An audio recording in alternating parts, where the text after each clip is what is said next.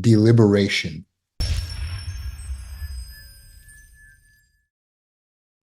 So to deliberate means to pause, it means to think about something, examining the options, or to discuss something in detail, to deliberate, typically before an action is taken.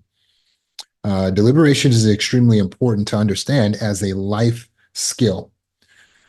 For instance, I want you to imagine you're eating at a fast food restaurant. You're sitting inside the dining area, and a man walks in. You notice he has a gun on his person. He has a gun attached to his belt. He walks in the fast food restaurant. What would you do? Quick, right now. What's the first thing that comes to your mind to do? Well, without a lot of deliberation, our first thought usually ends up being a trauma response, a fight, flight, freeze, or fawn type response. But given a little time to think about things and to deliberate, you might realize that it could be perfectly legal for him to have that firearm. He could have a license for it.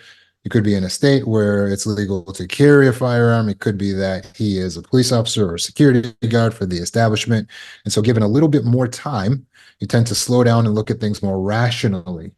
And when we look at things more rationally and we examine all the details of the situation, then we don't panic as much, right? This is a lot like the PTSD response of someone who has survived battle or war, and they hear a car backfire, and they're jumping on the ground, and they're face down on the ground. Everyone else is just standing there. To other people, it appears that their response is extreme, but for them, in their minds, in their life, their response is exactly right for the situation, because when you hear something that sounds like a gunshot, you should get on the ground, especially when you come from the place they come from. So we have to have empathy for where you are coming from. You have to have empathy for yourself. There's a reason why you may be reactive and triggerable, why you may jump into fight, flight, freeze, or fawn right off the bat when something goes askew or seems to be triggering to you. But we have to deal with complicated life situations, many of which are going to be initially dysregulating, but we need the skills to be able to do it. So the freeze response is a natural trauma response that's put in us. It's in the animal brain to be able to survive certain situations where we feel that we cannot run and we cannot fight back. The freeze situation is a natural response to danger. It is the proper response to certain dangerous situations. For instance, I mentioned this, I saw it on social media. They were having a picnic, just some random folks in a national park having a picnic, and the real life Yogi Bear showed up. It was a big, I think it was a black bear or something like that. And he jumps on the table. They're sitting right there. So right to where the camera is here to where I'm sitting, there is a bear. And the people just froze. They sat there quietly watching the bear. Now, the bear wanted the food. So the bear didn't attack the people. He just ate all of their food. And I mean all of it. He left no crumbs. And then he finally walked off. Their freeze response was adaptive in that situation to just stay still, kept them from getting chased or getting into an altercation that would have been unnecessary and ended violently when the bear just wanted to get the food. Does that make sense? So they did the right thing to freeze. But when we are not in the national park and we are not encountering actual bears, we are at work encountering bosses and coworkers. We are at home encountering boyfriends and girlfriends and brothers and sisters and moms and dads. And we have to be able to respond to everyday life situations in traffic, in the community, in church, without freezing. The freeze response in your everyday life can leave you with so many regrets. You could have bills that go unpaid because you just freeze. You could have opportunities that you didn't show up for because you froze. The freeze response in a trauma survivor's life leaves them with so many regrets. So we have to learn how to be able to handle everyday life situations so that we're not only reacting with the trauma mind, which is the small part of the brain, the amygdala, but we're able to utilize this sophisticated prefrontal cortex that we've been blessed with. And to do this, we must learn the art of deliberation, which is to pause and think, to meditate before acting or refusing to act. Now, for trauma survivors, they have hyperarousal, hypervigilance, right? Hyper. Why? Because their mindset is, I'm scared. Everything is fear based. The fear drives them to be hypervigilant. So they're watching what everyone's doing all the time. And they're in hyperarousal so that when they get dysregulated, it's not just I'm mad, it's I'm furious. It's not just I'm sad, it's I'm depressed. It's not just I'm a little excited, it's I'm in full on anxiety, I'm having a panic attack, right? And so a trauma survivor has to learn the skill of deliberation so that they're not actually doing what's called overthinking, which is really underthinking, which is just examining all the negatives of said situation and focusing on that. And we have to make sure they're not using the hypervigilance, which is I'm afraid. So I'm going to analyze everything someone's doing with a negative tilt in order to keep myself safe. It's not our job to read people's minds. It's not our job to be able to predict what they're going to do, like we're predicting the future. That's not our job. It's not the gifts that we've actually been given. We have gifts, but we need to learn to use our gifts. Trauma survivors struggle with emotional dysregulation. In order to stay out of emotional dysregulation, we have to have the ability to pause and think, to deliberate on the situation before acting or failing to act. Trauma survivors don't like the idea of pausing, though, right? Maybe that idea to you sounds scary because it makes you vulnerable. You feel like, well, what is someone going to say or what are they going to do if I'm just pausing, if I'm just taking the time? But it is okay to take space for yourself. In fact, it is necessary to take space for yourself, to slow down interactions, to pause and to think. Of course, when we have flashbacks, when we have triggers, the flashbacks and the triggers make us feel like we are back in that situation again, or we are going to be. And so we start reacting immediately in a triggered manner or in a flashback manner. But the deliberation is a part of what helps us to ground. Grounding means we're present here in this actual space and time. What we're doing with all the flashbacks and the triggers is we're jumping dimensions back to a past thing, like we're Marty McFly in a DeLorean. And we're all of a sudden, oh, I'm back there. It's 1989 and I'm under my mother's control. That's what happens when we have flashbacks and we're getting triggered. It's not 1989. Okay. You look at the year that we're actually in, and you can only do that when you take the time to deliberate. And that's what we're going to learn how to do today. If we learn to pause, if we learn to stop reacting, but giving ourselves time to properly respond, then it will help us to regulate our emotions. It'll help us to have thoughtful communication between us and our significant other. It'll help us to reflect on ourselves so that we can increase our growing and increase our self-awareness. If we learn to deliberate, if we learn to think carefully, to meditate, then it will improve our decision making. It will improve our boundary setting. It will improve our ability to enforce our boundaries with thoughtfulness and precision. It will reduce our reactivity. It will enhance our coping strategies. And if this sounds like a lot of big words, what we're saying is it helps you to be a better human. Do you want to be a better human? You want to be better at this, at living, so that we have less regrets for the ways that we responded and what we said. And we can feel more proud of the way that we handle situations. Well, then our key is to learn the skill of deliberation. Deliberation is the lessened response, the less extreme response to a dysregulating situation. We always want to stay in the 4Ds. That is discussion, deliberation, deference, and a disconnection. Disconnection. So a discussion, deliberation, deference, and disconnection. We always want to stay within those 4Ds. And unlike me, you want to have them memorized. It's very important. Why?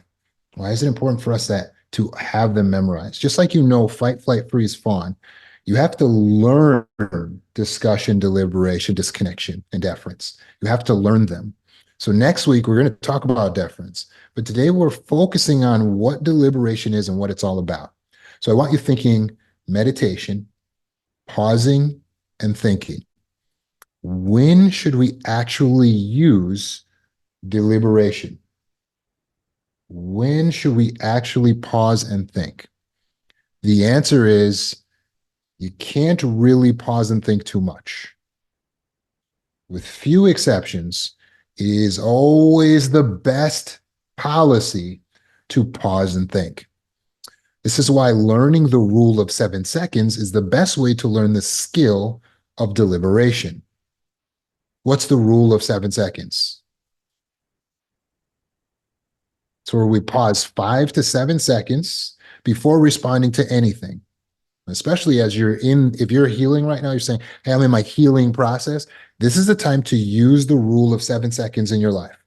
You're going to pause 5 to 7 seconds before responding to anything, verbally or otherwise. So when your husband asks you something, you're going to make him wait 5 to 7 seconds before you respond to him.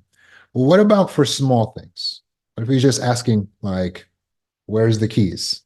There's very few things in life that can't wait 5 to 7 seconds. And I need you to process this and put it into practice. You want to have a habit built so you automatically pause when there's something exciting happening. Again, you want to build the habit. How do we build habit? Repetition, repetition, repetition, repetition. How do we get the repetition? Just use it all the time. Do it every single time. When you wake up in the morning, pause before you start moving. Pause before you get out of bed. Pause before you brush your teeth. Pause before you say good morning. Pause before you respond to a good morning. Pause before you answer questions. Pause, pause, pause, pause, pause. Make everything slow down. Make people wait. Why? We have to learn the skill of taking our space and reconnecting with our personal power. But deliberation is not just about sitting still, because that would be freeze response. Deliberation is about pausing and thinking. We're having a discussion with ourselves. That's what deliberation is. You're going to pause and you're going to think about things. Now, what do we think about? Well, there's an infinite array of things that are appropriate to think about. So let me give you one word to make it very simple, to keep you out of trauma response. The one word that you should be thinking about is capability. What am I capable of doing? In other words, what do I have control over? Think about capability. You should be assuring yourself that you are capable, and you should be thinking about what you're capable of. So I know I'm capable, believe I can, and what am I capable of? Let's get specific. Well, I can do this, I can do that. Focus on capability. That's what the point of the thinking is. When I pause before I brush my teeth in the morning, I'm asking myself questions about capability. How have I been doing on brushing my teeth? How long do I need to brush this morning? What other tools do I need to incorporate? Do I need to get some floss involved and some mouthwash involved this morning? Am I capable of brushing my teeth with my other hand? Why do I brush my teeth with one of my hands? Think in terms of capability. What am I capable of doing? What am I capable of doing? Capability, capability. Why capability? Always capability. Why capability? Because it keeps us out of helplessness. When we're in trauma response, we're always thinking about uncapability. Oh my God, I don't have the ability. I can't, I'm not, I'm weak, I'm small, I'm thin, I'm unable, I'm uncoordinated, I'm incapable, which is learned helplessness. It's weakness. When you think that way, like it or not, you are programmed, your subconscious is programmed to punish you for thinking this way. And you thought maybe that you were being smart or humble, but your subconscious mind is designed to protect you. It has to protect you. So when you think in terms of weakness and helplessness, your subconscious mind is like, give her cortisol, and it's dropping cortisol into your bloodstream. And you're going, oh God, I feel achy, I feel bad, my joints are bad, I'm gaining weight, I feel all of these negative effects of having too much cortisol dropping into my bloodstream. And you're getting the cortisol because your mind is designed to give you cortisol when you think detrimental thoughts to the self, such as, I'm helpless, I'm a slave, I'm weak, I don't have capability, I just have to do whatever everyone else wants me to do, I don't have a voice, I can't be heard, I don't have a choice, I'm not able, I can't. When you think these thoughts, your subconscious mind is designed to punish you for these thoughts. So my best advice is stop thinking thoughts like that. And when you catch yourself, correct it. When you catch yourself thinking in helplessness, incapability, then correct it. One big way of thinking in incapability is focusing on what other people are capable of doing to us. This is trauma mind, right? They could fire me. They could kick me out. They could evict me. They could break up with me. They could leave me. They could cheat on me. They could abandon me. They could reject me. They could make fun of me. They could judge me. They could talk about me. You see what we're doing there? It's the same thing as saying, I can't, I'm not able, I'm nothing, right? Because all we're doing is putting all the focus on everyone else. So we're giving them all the power. And guess what your subconscious mind is going to drop in your bloodstream when you do that? When you give everything else more power than you in your mind, what do you think? I'll let you guess. It's cortisol is going to drop into the bloodstream, more cortisol, more cortisol. Why?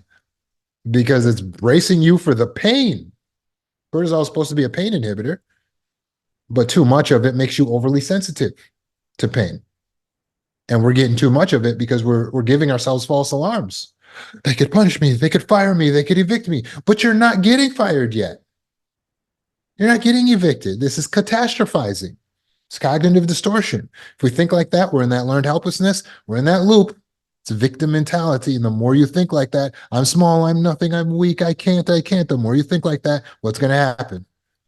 You're just getting that dump of cortisol into your system, cortisol into your system. So how do we reverse this? As soon as you hear yourself think like that, you got to fight against it. They could evict me. Yeah, but I have the ability. And then you think in capability mode. If they do that, I'll fight it. If they do that, then I'm going to hire a lawyer. If they do that, then I'm going to write a strongly worded letter. I'm not leaving. I have rights. I have this. I can do. You understand? You think in terms of capability. You think in terms of capability. Sometimes we feel like we're keeping ourselves safe by worrying about all the bad possibilities. But in reality, we're making ourselves more sensitive so that when something bad inevitably does happen, we're too extra sensitive to the pain and we can't handle it, which then makes it traumatize us worse. And then we keep reverting back to the same cycle because now we're traumatized. So now we go back into more learned helplessness and more uncapability thinking and more detrimental thinking and negativity, right? Which continues to keep right and our bloodstream and the cortisol and the more sensitivity and then the more pain and then the more pain and then the more trauma and the more trauma, the more sensitivity. And you understand what's happening here? You're keeping yourselves in a loop of getting traumatized over and over. So how do we get out of that loop? Well, when you reverse that process and you go, I'm going to build myself up, I'm going to think in capability. So I'm going to pause. I'm going to make everyone stop and I'm going to deliberate and I'm going to think capable thoughts. Okay, I can do this. Well, I can do that. Well, I control this. Well, I control that. I can work harder. I can do better. I can run faster. I can jump higher. I can improve this. I can help this. If they do that, that's not my concern because I can't control that, but I control this. When we think in terms of capability, by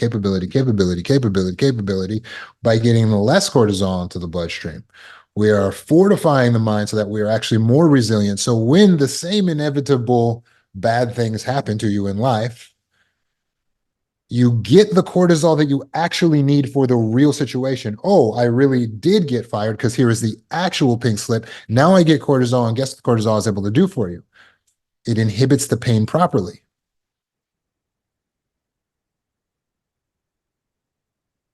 And when the cortisol is working well for us because we're only getting it in small doses, we're like, man, I'm cool as a cucumber. I really thought I would overreact about this. I must really be healing. Yes, you are. The reason why you're resilient, again, is because you got capability mindset, which is personal power. It's focusing on what you're capable of doing, what you're able to do, because you have options in all cases, but sometimes we don't see the options because we're too busy focused on what could be detrimental to us. So let's refocus our mind on capability. Now, let's go back. Rule of 7 seconds is what? You're going to pause 5 to 7 seconds before you respond to anything. Now we're practicing this. We're doing reps. So now we go to work and we're pausing 5 to 7 seconds when someone gives us anything, when someone has asked us a question. What are we thinking about during that 5 to 7 seconds? Capability. Okay, well, I could do this. I could do that. I could do that. I could do this. I could do that. What am I capable of in this situation? What do I control? What am I the boss of? What do I have authority of? And you'll start finding very interesting answers to these questions. You'll realize that you actually maintain a certain authority in almost all situations. And you can always control your response, which is a lot. When we talk about controlling what we can actually control, our response, that's a lot of control. We actually have more than enough power to deal with. So we got to stop worrying about everyone else's power. We have more than enough power. We can't put focus on all the scary things that could happen but haven't happened yet. Let's wait until the scary thing really does happen, and then let's respond to that when it comes. In the meantime, don't live there. Don't make yourself live in a perpetual prison of all the negative possibilities. Take the time to analyze and strategize. And that's what pausing is all about.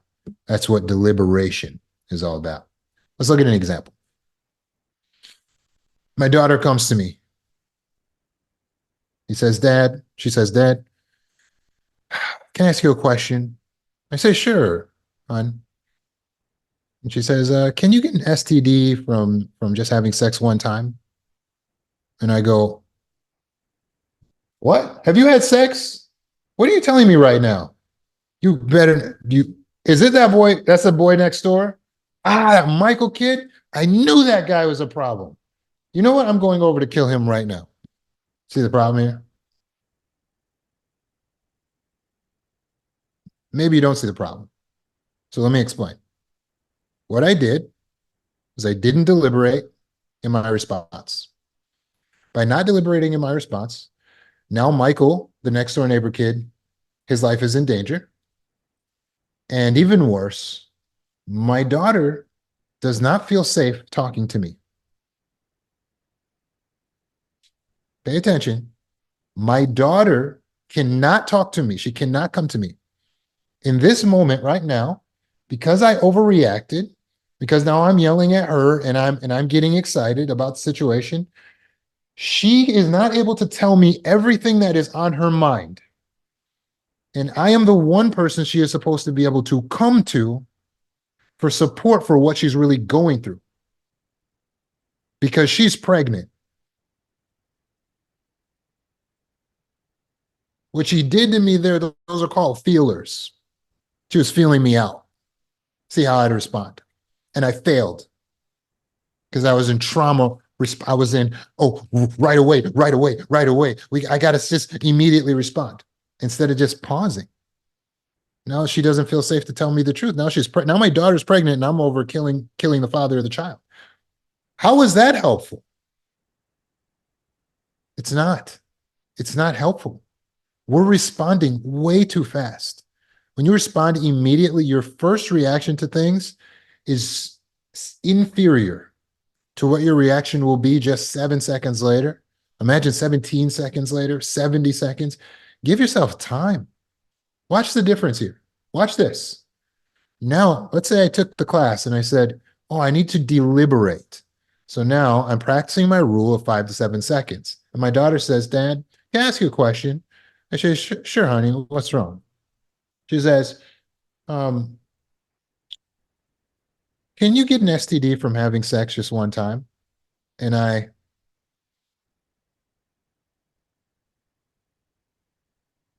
now inside, as I'm just thinking here, I'm not saying anything to her. I'm going, right? But notice I'm just on the outside, just breathing, and I'm allowing 1, 2, 3, 4, 5. I'm allowing the 7 seconds to just pass by. And then I go into capability. What am I capable of right now? Well, I'm capable of not yelling at her and getting excited. I'm capable of waiting. I'm capable of pausing. I'm capable of listening. I'm capable of asking insightful questions. Actually, I have a lot of questions right now. And then I say to my daughter, honey, that's an interesting question. Why do you ask? You see how that's superior? Which dad would you prefer to talk to? Now my daughter feels like she can talk to me. And she says, well, I'm just asking because I don't know how you're going to respond to this, but me and the neighbor kid might have done something, but I'm not really sure. And I say, well, honey, tell me more about this. Now my pausing starting to work, right? Instead of overreacting, I just keep pausing. She says, well, to be honest, I've been sick the last couple of mornings and I think I'm pregnant.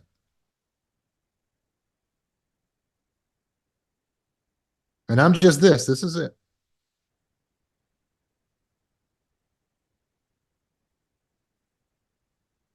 You think you're pregnant? Yeah, I'm really sorry. I don't know for sure. I did take a test and it was positive.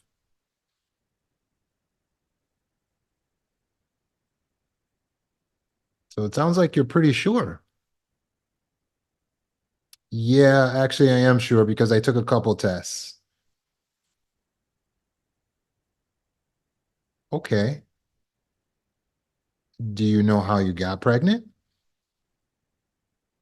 Yeah, like I was saying, I was over the neighbor's house and, um, well, you know Michael's father?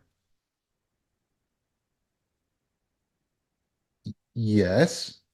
Yeah. Well, we kind of got involved. Mm, let me make sure I understand, honey. Are you saying you got involved with the 42-year-old man that lives next door? Michael's father? Yeah, Dad, I'm so sorry. Please don't be mad. Please don't be mad. Well, I appreciate you telling me this, honey. Is there is there anything else? Yeah, Dad, we want to get married.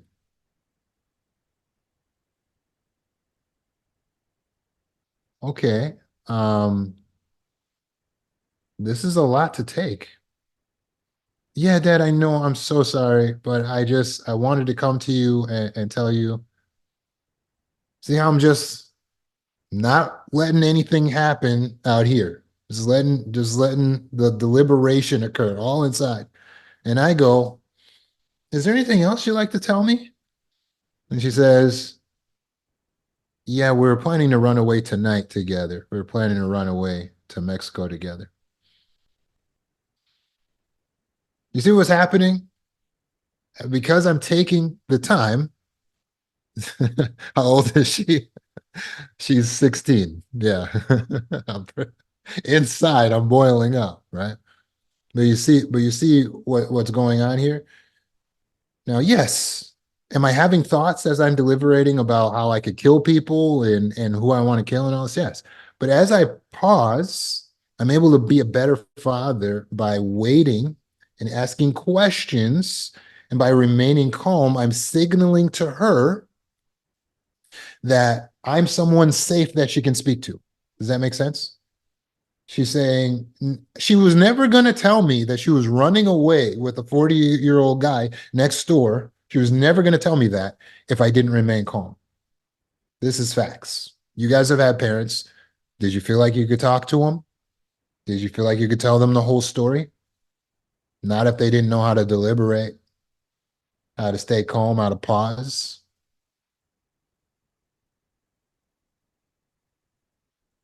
So, do you know how to deliberate now? Because of this information, by the way, now I have the opportunity to be able to stop her from running away to Mexico with a 40-year-old. The first thing I did when I immediately responded, I would have lost my daughter. I would have lost her because I'm running around trying to overreact, overrespond. I don't even know the whole picture. Does that make sense? So even though it's difficult, I feel the emotions inside. It's not that I'm not feeling the emotions, but 5 to 7 seconds allows the chemicals in your bloodstream to start to dissipate. You get adrenaline. Adrenaline is an action hormone, which makes you want to get up and do something, hit somebody, or to run.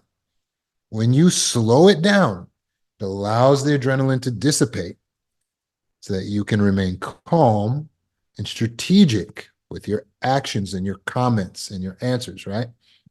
So you try. Let's say you're at work. The boss calls you in. Hey, come on in here. Okay. You sit down. I'm your boss. Okay. Let's see how you do. I wanted to bring you in because we're going to be doing some layoffs.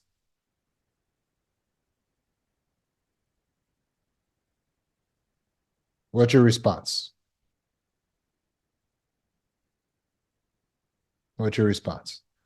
Your boss tells you he's going to be doing some layoffs. Well, if you're someone who tends to be in the fight response, then your gloves get on. Wait, hold on now. I've been in this department for da da da da da. Well, why did you feel like you would just tell me that? You're just telling me that out of you see what's happening? Defensive, defensive, defensive, defensive. This is fight response. This is a trauma response. All of this defensive, defensive, that's not an ideal response.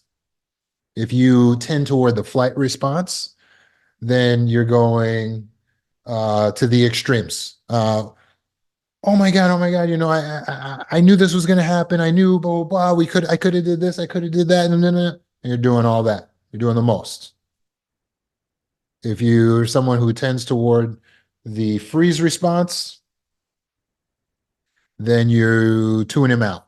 You're like, I can't take this. I can't handle this. And all of a sudden you didn't hear what the boss really even had to say because you just escaped to another place. That's freeze response.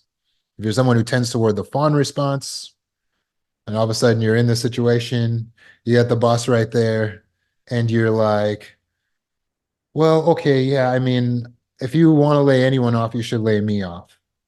And he's like, why do you say that? And you're like, because I mean, a lot, Jerry, he has children at home, and Monica, she really needs this job. And, I mean, I really wasn't that good. Like last season's performance wasn't as good as the season before. And you're convincing the boss why you should get laid off. See the problem? These are not good responses. They're inferior to what you would get if you pause. But what happens when you pause? 5 to 7 seconds. Let's try it again. He's, come on in. Yeah. So I just wanted to inform you, we're going to be doing some layoffs.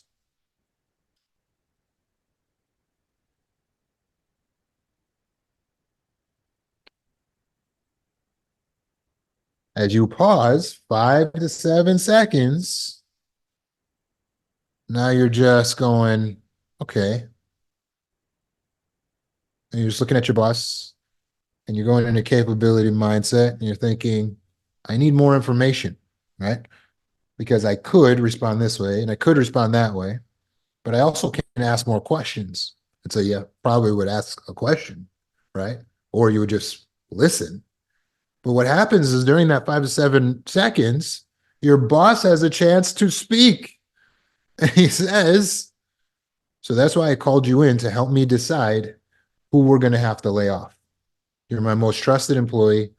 And I know this is a tough position to put you in, but I'm never losing you. You're the last person I would want to let go. So can you please help me to make this decision? Now you're like ready to go make a pot of coffee, right? It's so different. Before you were trying to convince the boss to let you off, or you were fighting with them, and that's going to get you let off as well, right? But if we take the time to deliberate, it will help us to manage our emotions, to reduce our reactivity, to be able to cope, and to be able to respond in a superior way so that we are no longer in survival, but we're able to thrive.